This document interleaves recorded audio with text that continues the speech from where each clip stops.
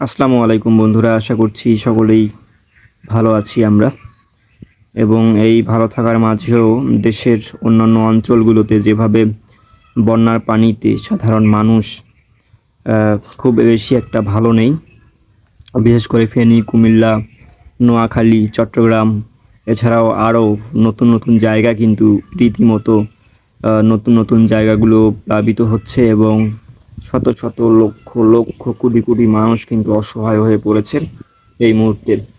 এবং তাদের জন্য ত্রাণ এবং তাদের যে খাবারের সংকট, তাদের যে বস্ত্রের সংকট, বাসস্থানের সংকট, এই সংকটগুলো মেটাতে গেলে কিন্তু আমাদেরকে সবাইকে একসাথে কাজ করতে হবে, কাঁধে কাঁধ মিলিয়ে, ধর্ম বর্ণ নির্বিশেষে।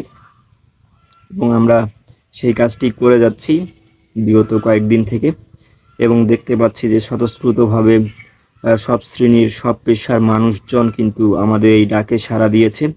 বিশেষ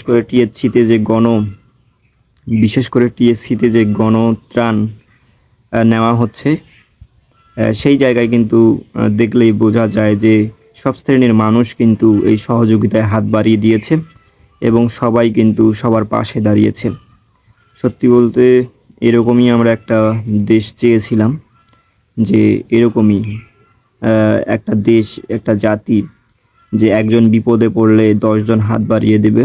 ঠিক তেমন এক নতুন বাংলাদেশের শুভ সূচনা হয়েছে এই বন্যার মধ্য দিয়ে আমরা দেখতে পাচ্ছি। এবং শত শত লক্ষ লক্ষ মানুষ তাদের পাশে দাঁড়িয়েছে, এই কোটি কোটি অসহায় মানুষদের পাশে।